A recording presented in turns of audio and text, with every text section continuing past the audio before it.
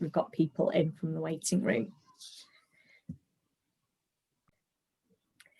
Good morning, everybody, and welcome to Building a Feminist City. Before I start explaining the purpose of today and why we're all here, just wanted to give you a little bit of an overview of who I am and the Bruntwood Works Spark programme. So for those who have not met, my name is Ilona Alcock and I'm the co-founder and director of Elevate, which is a bespoke business development consultancy focused on innovation, sustainability and community. So things like this fit so strongly with that community theme for us. As we're all living and working in different places, and particularly over the last 12 to 18 months that we've had, that community has become ever so important, and we've started to look slightly differently at everything that's going on around us. Since setting up Elevate back in September, we've been delighted to work closely with Bruntwood Works. And one of the things that I've been so impressed with over the pandemic is how quickly they adapted to be able to support their customers. So not just doing everything that you would expect from an amazing landlord, but actually making sure that they maintained their communities of customers. And that is where the Spark programme has fit in beautifully. The Spark programme brings together advisors, webinars, workshops on every different issue you could possibly imagine.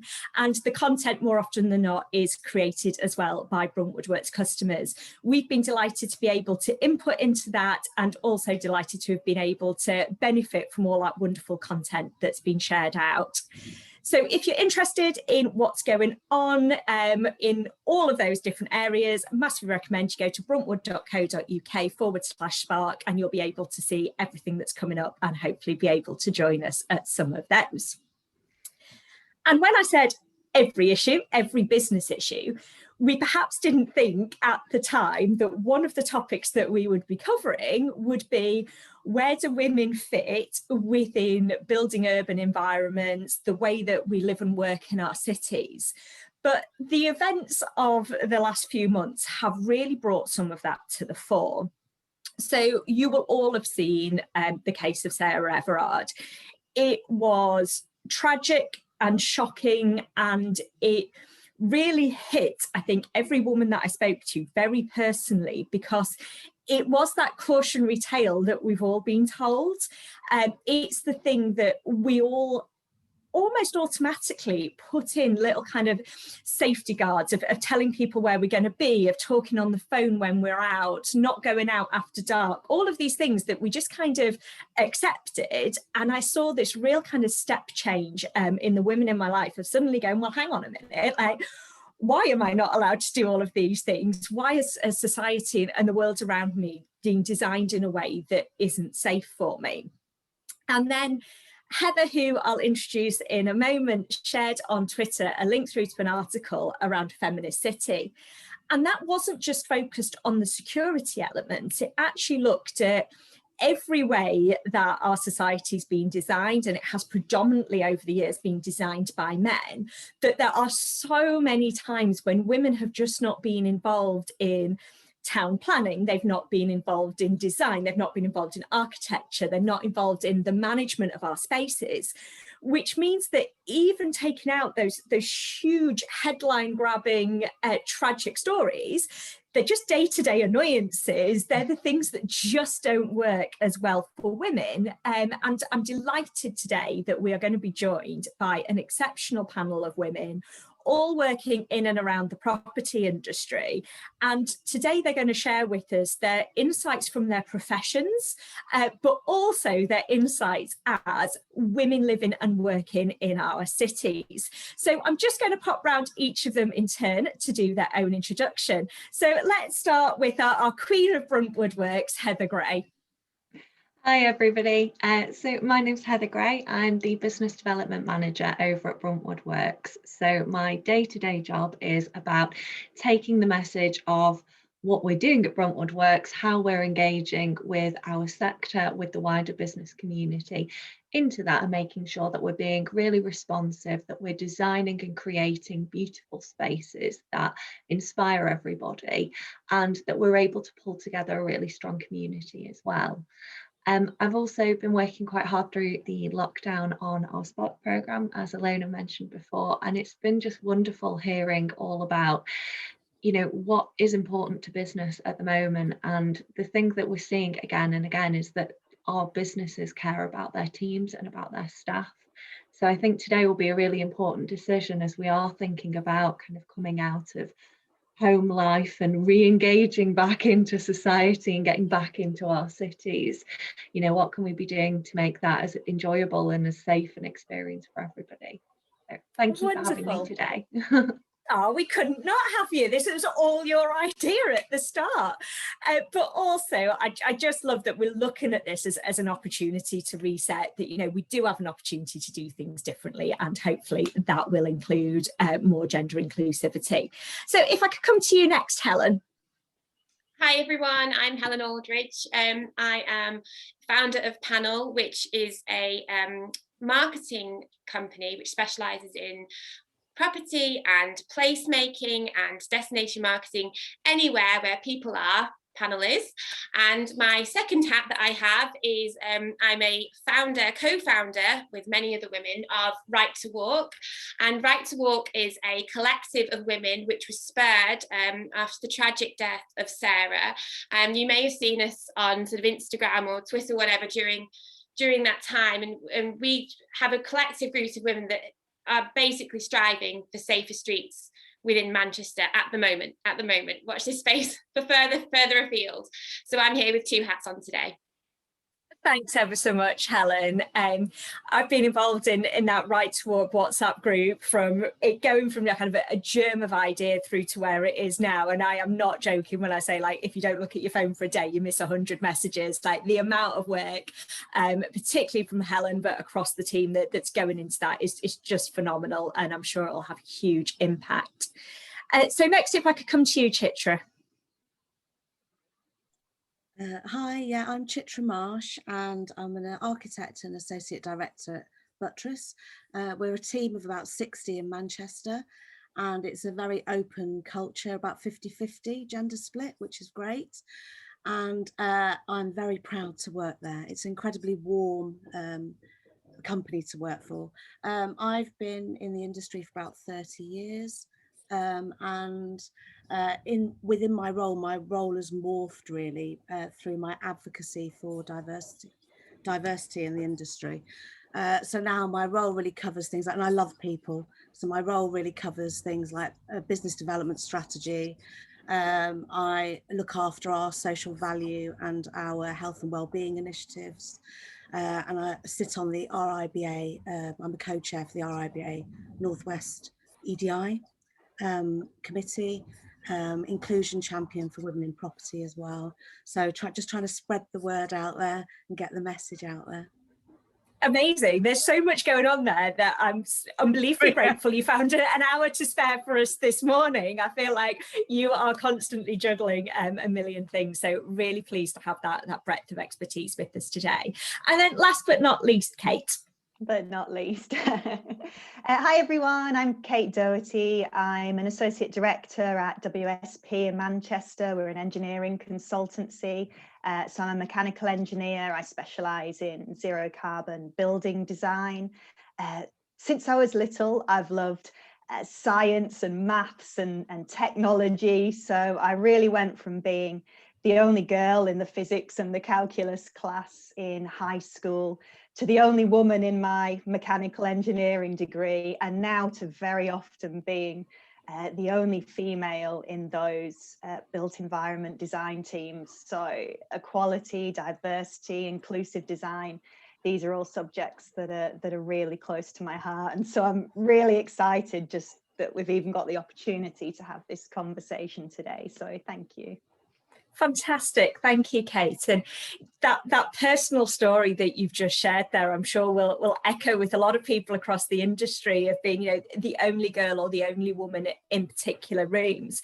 And that does actually bring us on quite nicely to the first thing that I kind of wanted to discuss, which is when we take a step right back and look at the way that we start to design new areas, new developments, is there's just a real lack of women in those plannings and those decision meetings. And for anyone who's not read Invisible Women, like, I cannot recommend it highly enough. I would also very much recommend you do it in segments, because you're going to need to go and calm down at a regular basis. I was literally like, read a chapter, have a rant, go for a cup of tea, and then like ready for the next bit, because it is just so frustrating that over and over and over again, we can see that women are just not involved in decisions that do impact us. You know, we are half of the population, but we are definitely not represented at 50%. So, Kate, when you're looking at designing these buildings and kind of across your career, what kind of a gender split do you start to see? Are there any kind of examples where you know that things have been done because it was all men in a room, and actually involving women earlier in the process would have solved a few problems? Sorry, I'll mute myself. Yeah, for sure. I mean, you know, in engineering in particular, we've got, I think it's 20% of engineering graduates are women. Interestingly, 80% of those get a first or 2-1. So, you know, there is a talent pool there. 40% of those graduates, they actually either never enter the profession or they leave. So we're left with 12% of women as engineers. And when you look at mechanical engineering, it's 9% of those.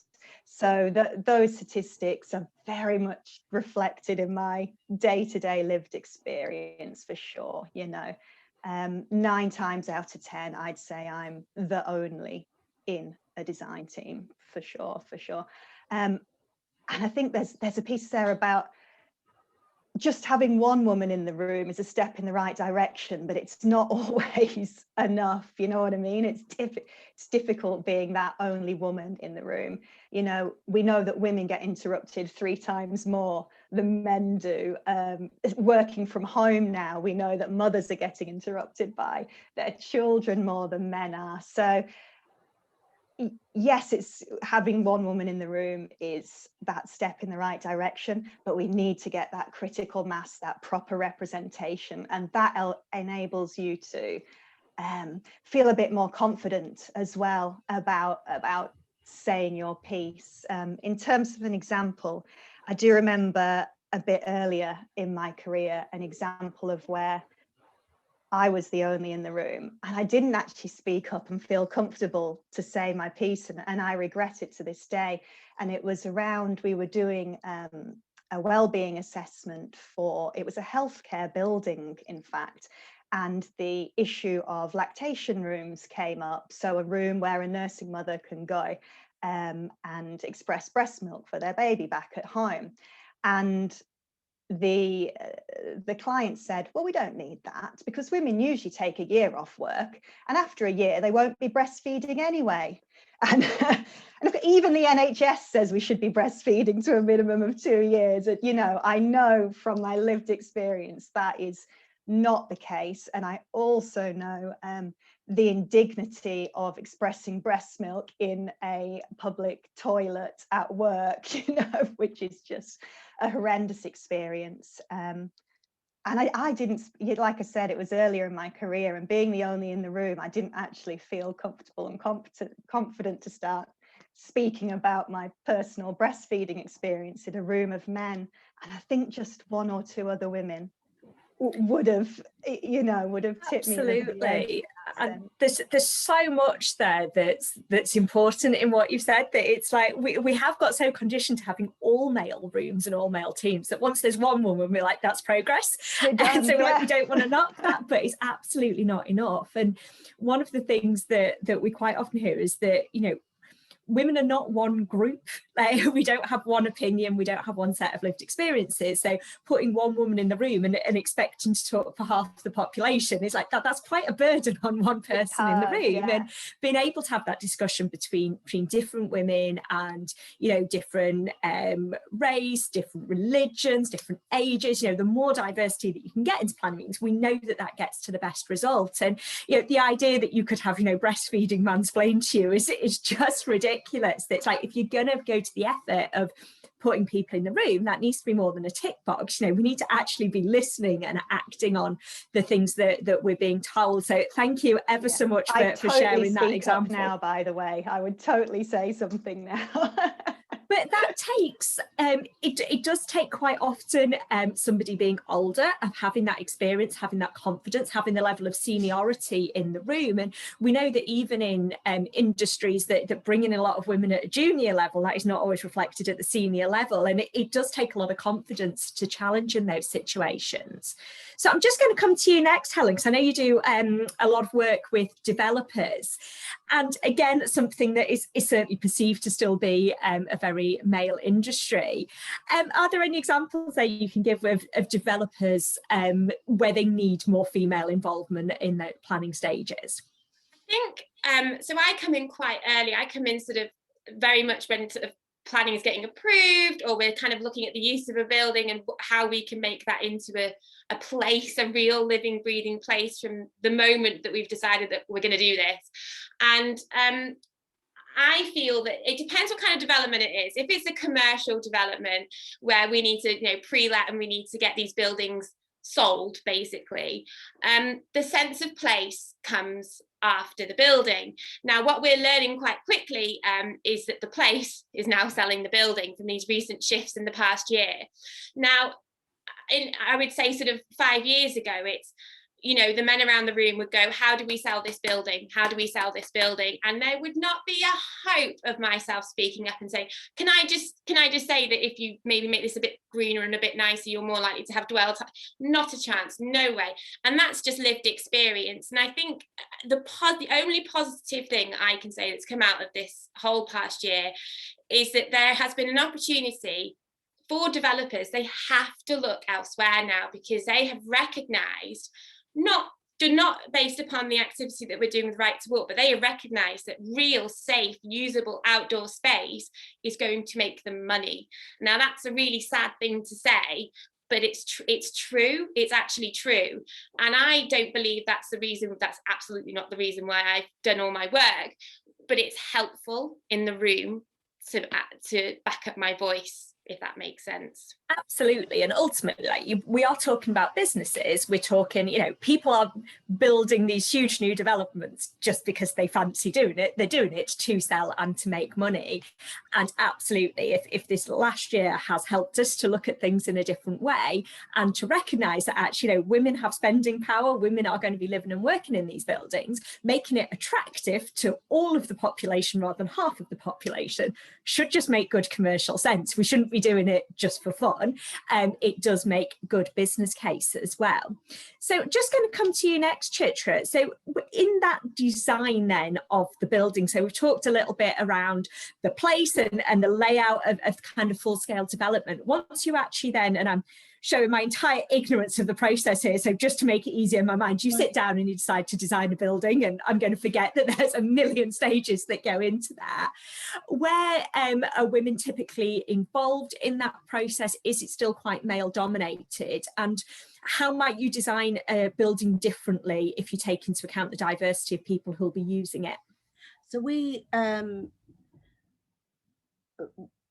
get involved in a lot of projects in many sectors, and one of the things that we're driven by is consultation. So we're lucky in architecture. I think it's a lot better than Kate's environment. We have a slightly better spread, although saying that, when I came out of university, I am the only one out of my poly group that is still practicing as an architect out of all of the women. But it's getting better now, and our gender splits within architecture are not there yet, but they're getting better. So we do have an element where we have quite a more balanced view, say, than Kate's environment really on it. But one of the biggest things that we push at Buttress is consultation and engagement with the people that are going to use the environment. So a lot of urban environments previously been designed on square footage requirements, customer, I don't know, criteria, never really about the people that are using it. So it's all been very formulaic. You know, there's design guide after design guide that you just want to throw out of the window and start with people. So we tend to take consultation with, if it's user groups, where, say within offices, or if we're doing a large residential scheme or social housing scheme, then we will involve the users as much as possible throughout the design process. And I think that's incredibly valuable to being able to design. You're not designing in isolation, then you're designing, that is true placemaking, because you're making it for those people that are going to use it. And then even more importantly, one of the things that we're trying to do is to go back at the end when it's been occupied and see how it's been used and did it actually work. So that social value thread is incredibly important. It is as important as making beautiful buildings. Isn't that crazy that it's, you know, I can see everybody nodding along while you're talking, and we're like, there's absolute like light bulb moment of like, what if we spoke to the people who are going to be in the building? And it's like, why were we not doing that?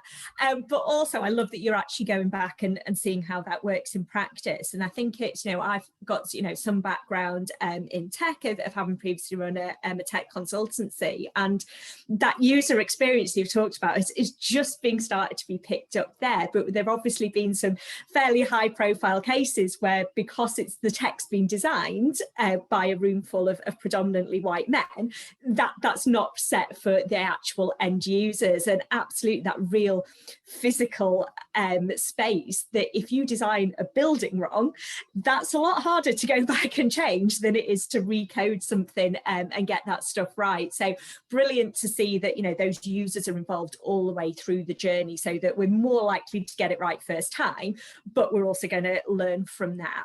Absolutely. So just going to come to you next, Heather, because creating thriving cities is Bruntwood Works' mission. You know, that is, you know, what you do, and that's a whole mix of different spaces. A lot of people know Bruntwood Works for office spaces, which is a huge part of the estate, but I know also retail and hospitality fitting in, and much more of a blend actually of those different spaces. Yeah.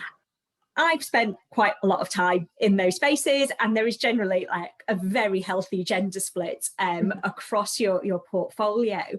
Are there anything that's been built in specifically to make it more attractive to anyone? Are women involved all the way through that process? I think we're really lucky within Bruntwood Works in that we have some absolutely incredible, inspiring women that are at, you know, the helm of the ship. Kira Keeling is our CEO over at Bruntwood Works. She also sits on the board over at CityCo as well. So in terms of kind of bringing in how our organisation fits in with things like the safety and the running of the city, she's involved in those decision making. Our director of strategy, Jessica, is obviously a woman as well, which is lovely, because it does set the tone for the strategic direction of our business in its widest sense. You know, it's how it engages with that city, not just how we operate internally.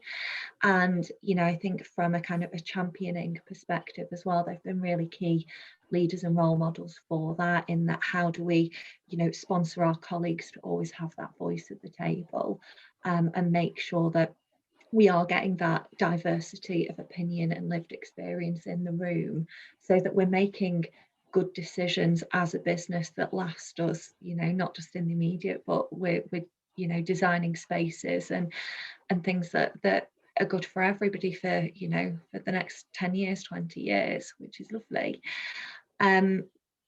I think in terms of specific decisions that we've made from a design element of the buildings and spaces, I think it genuinely is just being very thoughtful. And since I've been there, I've gone into other buildings, and it's almost like you're really aware of it. You know, you can walk into a bathroom, you can tell a woman didn't design this because I've got nowhere to put my handbag, I've got nowhere to hang anything. You know, you can go and have a look at where the disabled toilets are sat, and, you know, in most cases, well, in lots of cases, in especially older buildings, you know, they can be down in the basement because that's seen as more accessible, but that's actually really degrading, you know, saying that you've got to go down to the bottom of the building, where if you're able to, then you can use you know, things that are on your floor. It's mad. So you do start really noticing these sorts of things, you know, heights of counters, heights of desks.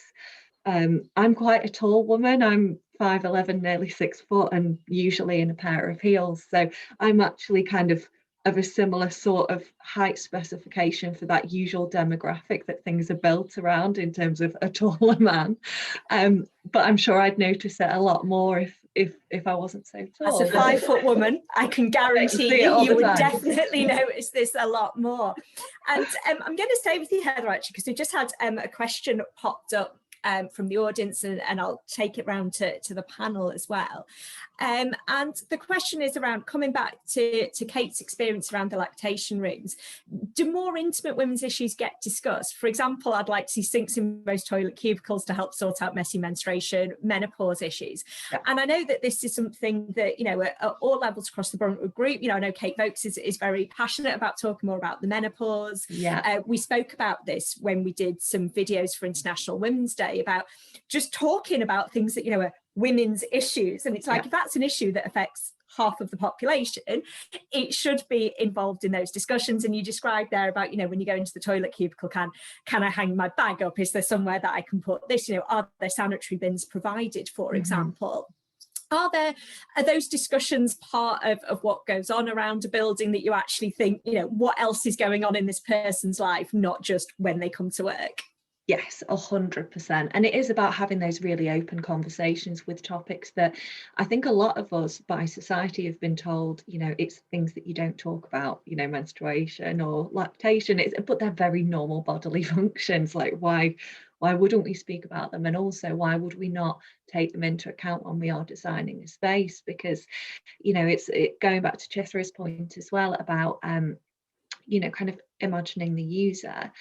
It would be mad to design a building based on a sector demographic, like this is what we think tech people will want, and not design a building that 50% of the population can use, you know. So in my mind, if you're putting enough care in to make sure that you've got the best technology and the best welcome experience and things like that for the space, as much care should go into making sure that it's a comfortable space for everybody to use. So yeah, I think it's one of those as well. And as soon as somebody has raised it and it's had maybe that second, you know, woman at the table agreeing and validating it and saying, yes, that is something that we need to think about, it almost rips the plaster off, and it just makes those conversations a lot easier. Brilliant. And hopefully that is part of what this discussion this morning will do, is to give the people that are watching this, men and women, the confidence to actually be in those rooms and be like, have we thought about this? Does it work? So I'm just going to come to you, Chitra, because you obviously spoke around involving users.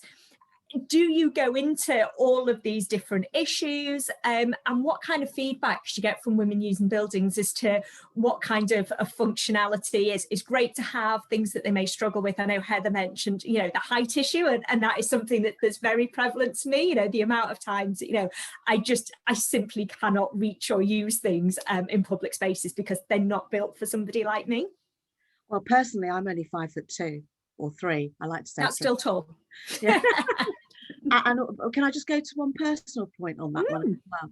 So recently, in the last, say, 5-10 years, there's been a gradual incline for me in menopause. I'm now over the other side of it. It's all done and dusted.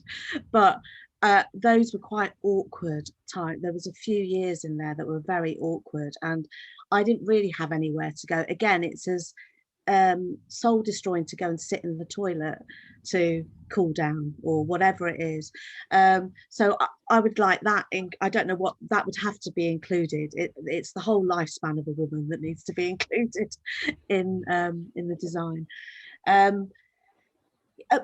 Well, we don't. I think we don't particularly just target women. It's about everybody for us. So it's specific questions. So it's about families. It's about you know, it's not only about individuals. It's about a cluster of individuals as well, a community.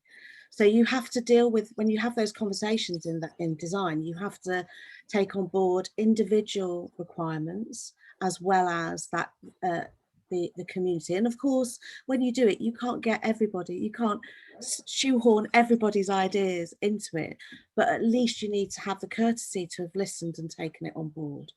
And go back with a reason for why you haven't been able to do that. So that there's a feedback loop with everything that you do, I think. I mean, one example is a scheme that we're doing at the moment, which is a big social housing scheme. And there are big community requirements for a heart to be put into this very large estate. And also to put more outdoor space, like a new urban park. But also, so that's one side of the situation where you're dealing with community needs, providing more activity, so a heart with activity that everybody can use. But then there's also an individual, a mother that lost her daughter when she was very young, a long time ago, and created a memorial garden on behalf of her daughter and the friend that had died in a road traffic accident. And that memorial garden is so unbelievably close to her heart. We can't just go in and bulldoze that out. We have to take on board her personal experience as a mother, as a woman, as a mother that's lost, you know, a mother that's had to go on, take on her personal life. It's been 20 years since that all happened. So taking on board all those critical factors that she's gone through. And so we're very careful in making sure that although we're creating for the community good, we're also making sure that we're looking after her needs as well. That's wonderful. And it's just bringing that person back into it all the way through. And, you know, as we spoke about a little bit at the beginning, it is that increased awareness of community as well, that, you know, it's not about designing for one person, it's about consulting with everybody and balancing those kind of different priorities and needs. And I think it's really important, as you say, to keep that communication going, that, you know, we're not going to get everything right, we're not going to be able to do everything, but at least if you're having those conversations, that makes it easier. So just coming on to you, Kate, on that point, I suppose, around having those conversations, said it's something that you find easier now to be able to raise. We mentioned around kind of lactation rooms. Have there been other things that you've looked at in the design where you kind of thought, well, actually, I might be the only woman in the room, but I'm going to have to stick my hand up and shout because this needs sorting early on?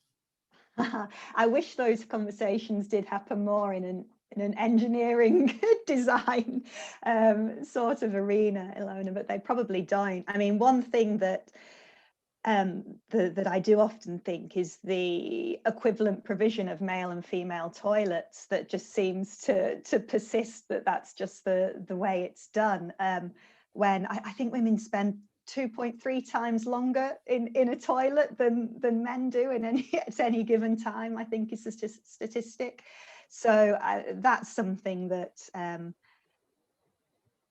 often is discussed and I think needs to be addressed. But again, that really probably sits less with the engineers and more with someone like Chitra.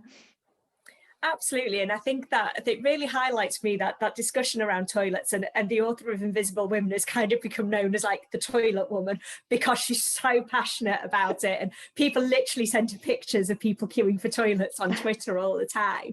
And it's that bit that we have in our head, well, I'm being equal, so there's equal provision. That is a long way from inclusion. That is actually, it's understanding, well, what is the need? And women are more likely to have children with them, they're more likely to have caring responsibilities. So having that additional space, having more facilities for women is very different, and it's not about favouring one over the other, it's about taking that step back. And it's like, well, if I'm constantly walking past and there's a queue for the women and not for the gents, there's probably something we can do about the design there, but we just seem to have put up with it, don't we, for such a long time that, you know, in those wonderful days when we could go to the theatre and everyone had a mad rush at intermission to get in that queue, and all the guys are there been like nip for a wee, been for a drink, had a lovely little break, and women have literally just managed to get to the toilet and back. But, you know, how many years have we just accepted that for? There's a huge piece around toilets. Sorry, say that again, Kate. You could talk for a really long time about toilets, in fact, you know, and gender neutral bathrooms and inclusive design in bathrooms. It's a huge piece. Sorry, Ilona. Honestly, it is. And I think it's one of those things, don't we, that we see it as like such a private issue, but, you know, we all go to the toilet. Like, this is not a surprise, but we kind of feel it's something that we don't necessarily talk about. And it has kind of come to the fore a bit more recently in terms of, how we're utilising those spaces, you know, within offices, within hospitality and kind of public arena. But just going to come to you now, Helen. We've spoken a bit about kind of, you know, the design of buildings and kind of trying to involve as many different people in that conversation and do it in the best way. However, we are absolutely not in a situation where we're going to knock everything down and start again. So there is a conversation around how do we manage the spaces that we've got. And I know you've had some conversations recently with shopping centres and various developments. What kind of issues are being raised around the management of those spaces? Oh, well, I think where we have to start with this is the main thing that I've learned over the past sort of, I don't know, couple of months building this, what we're calling a charter at the moment, which is a set of plans that we can hand out that says, this is what we think would be best practice for a woman to feel, well, there's two things, a woman to feel safe outside of a building in a public space. And then, like we talked about, how a woman, or, I mean, everybody but men basically would feel comfortable within work, within a shop, you know, etc. So we're looking in and out. If I start with out, there's quite a lot of things that we can do with public spaces that have been brought up. And what I'm learning here is that basically practical answers aren't always the right answer. So we've talked about CCTV. Who mans that CCTV? A body language expert, a person that has a degree in recognising fear, or someone who genuinely has been doing the CCTV for the past 30 years? And is that fair on that person to be responsible for that woman's safety? Absolutely not. No, it is not his responsibility. It is we believe, and I quite strongly believe, it is our responsibility for that woman's safety. And within that, there needs to be really careful, and we've been through this so many times, real placemaking. And one of the things that I'm finding about placemaking is it's about what I would call stewardship. And stewardship is a personal investment in a space. And I would say that as a woman, personally, if I was walking in the city centre, I'd be more likely to walk down a street that had stewardship attached to it. And that is a personal investment in space. And that doesn't need to be spinning fields. It doesn't need to be somewhere that's highly managed. It needs to be somewhere that I feel that other people value as a space that is safe, i.e. not women. So I think that would be my starting space for out of a building. Within a building, the same theory applies. The people within the building have to encourage that culture, which we've been through quite extensively. From a practical point of view, where does the employer's responsibility start and where does it end? So when those people leave that building, how does that employer instill that culture of, is this meeting too late to start? Do the buses still run? Are you able to get to the tram? Perhaps we should talk about a taxi back this evening. Very, very simple cultural changes within the workplace. We're kind of just starting to kind of touch upon that and work with quite large international organisations around kickstarting those conversations.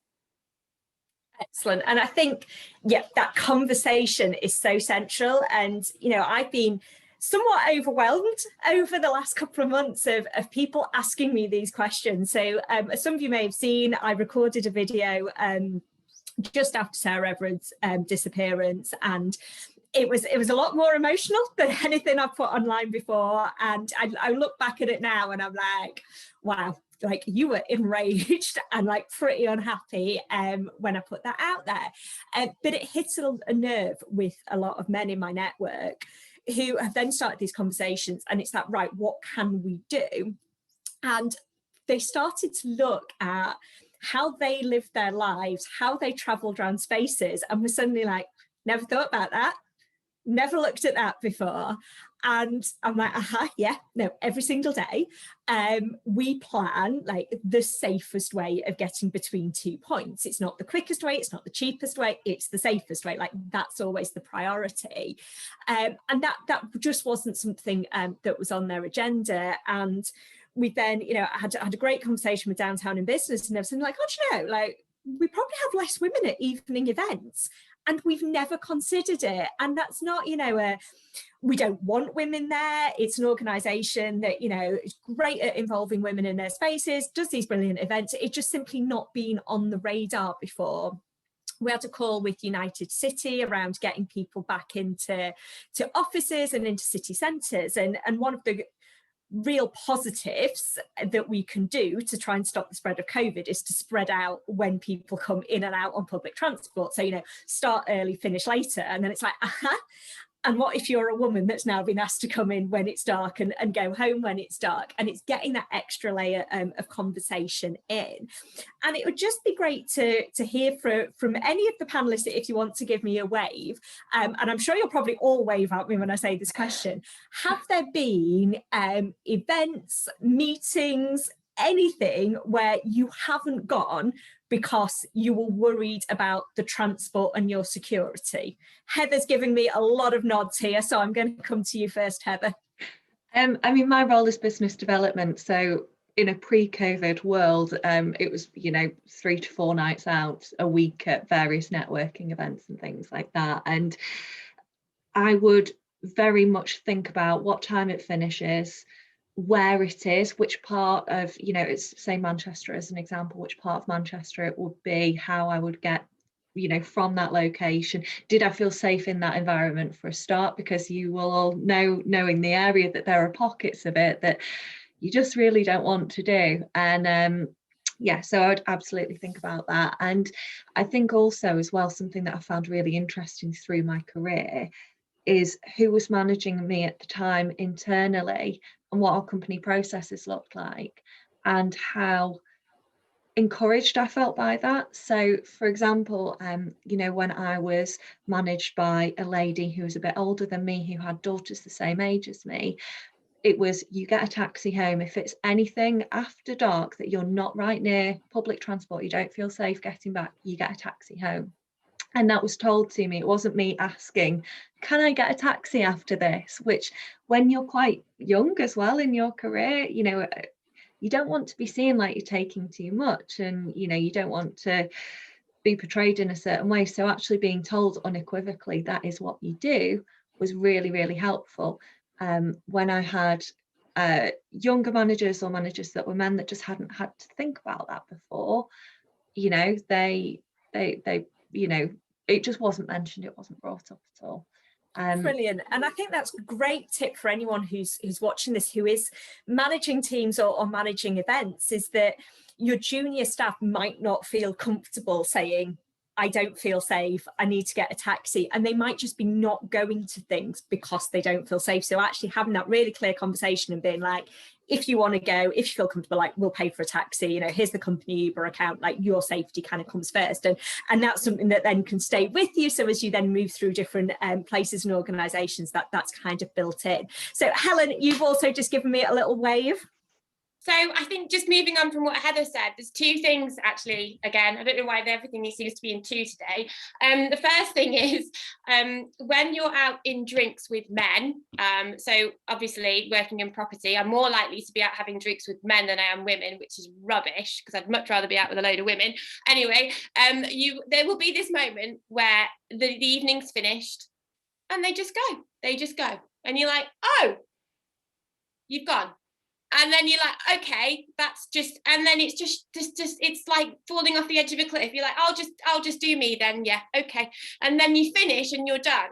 And then I suppose that moment, that cliff edge, is the one thing that Right to Walk have literally pinpointed and said, what more can you do as an ally to women to make sure that that woman is safe? And that is literally the question that we're trying to ask, just to move on to Heather's point, is it's just a very small question, but can trigger a huge movement you know, we're not just talking about a meter behind a woman. Like, those kind of specifications become quite combative.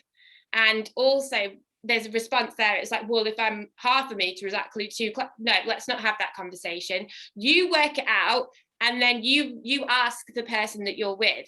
So we're kind of just starting that conversation with hospitality now. So it doesn't matter if you're out with work or you're out with your best mates who happen to be men. It's, what more can I do to make sure that that situation is safe? Does that make sense? It does, absolutely. And if you think about it, like, I can probably remember pretty much every time a man has chosen to do that, because it just automatically makes you feel safe. It's like, you know, how are you getting home? Do you want me to walk you up to the train station, or, you know, wait with you on a train station platform until your train comes? Or, you know, we've got some lovely open spaces in Manchester, but walking across them in the dark on your own as a woman is not necessarily great. So whilst in the day I'm like, isn't this delightful? That's a different experience at 1 o'clock in the morning. And having people around you who are asking those questions and checking if you've got a taxi sorted, who'll wait with you, that don't just think, right, off, I'm home, and not have that conversation. It does make a huge difference. So Chitra, I can see you giving me a little wave as well. Well, mine was dealing with going forward. So this is where I think we as women have to be involved. I like Heather, a large part of my role is BD, and pre-COVID, similarly going to events and meeting with people in the evenings.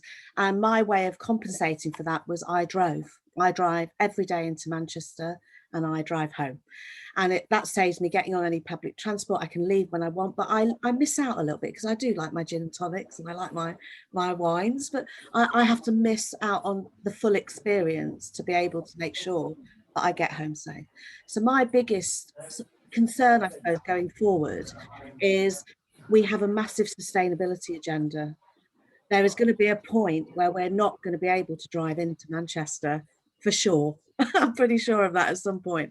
So how do I then do my role, that part of my role, without that comfort factor that I have of getting in my car that I park under the office? Not very sustainable, I know, but there's a balance in all of these decisions that we make about the world, the greater good, and then how does that actually affect different parts of the community? Absolutely. There was a great piece of work that was done a couple of years ago that Sasha Lord was involved in around the transport, particularly for the nighttime economy. And it is having that thing that actually, you know, people who are going out at night are unlikely to be driving. So what's the public transport there? But then actually for the people who work in those environments where we might think, right, I'm going out on a Friday night after work, I will factor into the cost of my evening getting a taxi home. You know, I live out in Wigan, taxi home is going to cost me 40, 50 quid. It's not something that I'm going to do on a regular basis, but we can factor it into the cost of what we're doing. If you work in hospitality, you cannot be doing that every single night. So then actually, you know, having, you know, public transport that runs at the time you want it for a start, but then also where you feel safe, because like you say, it's either financially or from a sustainability point of view, it's not the behaviours that we want to be encouraging. And we've seen that increase in car use again because of the pandemic, that people feel safer in their own cars than they do at the moment going back on public transport. And there is a huge piece of work there that needs to be done to get people back into public transport. But there is that dual bit there of being like, we don't want to put anyone somewhere where they don't feel safe or aren't actually safe. So we're going to come to a close in a moment. So just a reminder to those of you watching, if you do have any questions that you'd like to put to the panel, drop those in the Q&A function and I will get to you. In the meantime, Heather's given me another excited wave, so I'm going to bob back over to Heather. It was about trains as well. I don't think I've ever got that excited about making about trains before. But I was reading a survey the other day and it said that 95% of women felt fearful while waiting for a train after dark, but also 53% of men did.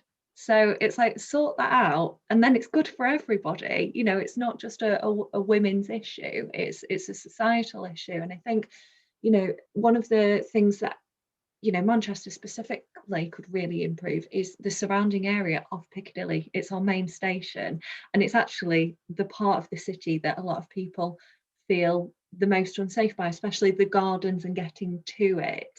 And I know it's something that all businesses can be involved in. So it's something that, you know, we've got a new site, 111 Piccadilly, and we've been working really hard with surrounding businesses, local security, and with organisations like Cityco that have basically just said, this is the part of the city where people leave and come in. It's our first and last impression, you know, and how do we collectively work together to make that safe and inclusive for everybody? Absolutely. And like Piccadilly, once you're in the station, it's actually pretty good. Lovely. Like, it's great. Where I normally use Salford Central, and that's very, very different. That, you know, I would actively make a choice that if I was leaving in the dark, that I'd go to Victoria, even though it was further, to hop on a train there and then come back through Salford Central because of the issues around the station. But yeah, absolutely, like Piccadilly, like if you're coming in, you know, in the days when we could do breakfast briefings and you're coming in the winter in the dark at, you know, 7 o'clock in the morning, you did have that slight like, is it going to be busy? Are there going to be people around? Am I going to feel safe doing that kind of little run through Piccadilly Gardens? So brilliant, and not surprising to know that Bruntwood Works are involved in improving the area around there. And obviously, you know, having that building there that's open and managed will make a big difference. So it looks better straight away when you walk out of Piccadilly now, but great to know that there's that engagement across the community, because I think one of the things that we've picked up on all the way through this morning is this isn't something that an individual can change. This isn't something that a business can change. It's about having those conversations with as many different people as possible from the planning stage, using stage, managing it, so that we can kind of collectively come together. And I've definitely been really heartened by how many people kind of want to be part of the conversation. Are there any kind of top tips that people would like to share with people either working within property or kind of the wider business community? I know Helen's mentioned this bit about, like, you know, what can you do? You know, if you're out with women, like, what can you do to help them feel safer, or to make sure that, you know, they're leaving in the safest way possible? Are there any other kind of top tips that you'd be like, actually, if you're a business, individual in these kind of urban areas, that you'd like to see people do? I think for me, the main thing that's really stood out from this conversation as well, especially talking about Chitra's experience as the only one of her friends who is still practicing architecture as a woman, and from Kate when she was talking about the statistics and it actually breaking down between women who've got the interest and the love and the passion for the sector, but actually stay in it and are able to get to that senior level. I think for me, the biggest thing a business can be doing is looking at how do we engage with education to make sure that more young women see it as a viable career option, and how do we make sure that we keep women in our sector as well? What can we be doing as a business to make sure that they feel heard and respected? You're getting big nods from Chitra here. Go on, Chitra, I'm passing over. Go on. Well, I agree with Heather. It has to go back to the schools. So we have to get, as advocates, we have to go in there and tell them how wonderful it is. We also have to teach the teachers, because they don't know what goes on in our industry. And so it's very difficult for them to say enthusiastically and passionately, go work in the property and construction industry, because they don't even know half of the disciplines that are in it, you know. And also generally construction, maybe not so much property, but construction has been pushed towards boys at school rather than girls, never really been thought as something that girls would go into. So that's got to change as well, I think, to show the depth of all of the construction and property industry and show what we can bring. And I think we're already getting there to a certain extent, because the workplace has changed so much, and that's the women's influence that have done that. It's not men on their own. We've you know, created flexibility and made lives easier, getting there to be easier for women to work in the industry. But we've really got to go back to schools and encourage those kids in. Absolutely. So any schools watching, you have here a network of women who I know will be delighted to talk more about what they do. And absolutely, you know, as a girl at school, like, nobody ever even considered that, you know, property might be something that I was interested in anyway, from, you know, architecture through to literally building. Like, it just wasn't on the agenda. It wasn't seen as something that was promoted towards myself or, you know, kind of classmates. So Kate, coming to you, what would you like to see change? I'm sure you'll absolutely echo more women in the industry, given those somewhat terrifying stats that you shared with us at the beginning. Yeah, exactly. Do you know what? It's not a quick fix, is it? But it's the ultimate answer that everything else stems from. We're a creative, problem-solving industry as a whole at the end of the day. And if you don't have that diverse range of opinions in the room, then not only are we not solving the problems, we don't even know what the problems are that we're supposed to be solving, do we? So, ultimately, it all comes down to that. And then it's all those the little things that we spoke about that go alongside it. If a woman goes to work on a construction site, a hard hat's falling over her eyes, she looks ridiculous in her high-vis vest, she's tripping over her shoes, the tools she has to use are not the right size for her hands, so she can't use them properly, and she's more likely to get arthritis. All these little things, we spoke about our whole world being designed for this standard man, and then all these little things, from reaching up to a shelf to lifting something that's too heavy, that just don't work for us and put us at risk and exclude women. So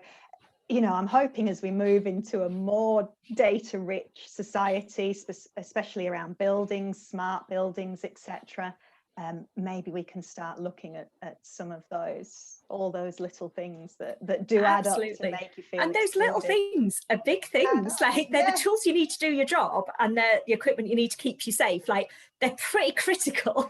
So when you look at each one individually and you think, oh, like the grip size isn't right or the height's not right, but actually what it comes down to is you're trying to thrive in an environment that has never put you in the center of that process. And even things, like when I'm in the gym and, would laugh when I was, deadlifting, that, my PT would literally tie the bar to my hands because it was my grip strength that was going first. And it's like a woman's grip strength is minimal compared to a man's. And actually just having those things in as you start planning things makes a huge difference to how we can use it. So I'm going to give you the final word, Helen, on what you would like to see people do differently, and then we will close off, so we just hit 11 o'clock. Oh gosh, the pressure of the final word. I was just going to echo these. I would like to sort of flag up the really excruciating little moments, like the PPE, when I'm wearing a dress and I have to put on boots that don't fit. And I think the excruciating moments of being a woman, and there's a whole other thing about women in property and just the environment that surrounds us that we work in. For instance, when we come into a room and there are literally, my week has been full of men, and I walk in and there are many, many men, and there's one seat and I don't get to choose where I sit. I don't have a choice because all the other seats are physically taken. And I think those tiny excruciating moments can only be rectified with these conversations, can only be rectified with us talking about culture. And you know what, saying, I don't want to sit there because that's not where I want to sit, and having that confidence, which is very hard. And we're very privileged women. We are very, very privileged. Talking about using cars to get into work. We've had a note here saying, how do we support the younger generation? They can't afford cars. It's very, very difficult for the younger generation. My absolute 100% priority over the next few weeks is talking to the younger generation about how they can make themselves safer. Wonderful, thank you. And for the people watching, we had a little chat just before we went live, and what we kind of said straight away was, how amazing would it be to be able to have this conversation in person, partly just because we really miss doing that, but also that we know that's where it'll bring out more in-depth conversations and an opportunity to get more people involved. So we are going to be on with creating a bit of a part 2 of this. So please do get in touch with myself or Heather or or, you know, any of the panelists about what you'd like to be included there, other questions that you've got. We're going to be sharing this video out on social and collating some of the feedback to that. So absolutely intended to be the start of a conversation as opposed to the end of the conversation. So absolute massive thank you to the panelists for joining us today. Thank you for watching. So do pop on to bruntwood.co.uk/spark to see the rest of the programme that's coming up, and I hope to see you all soon.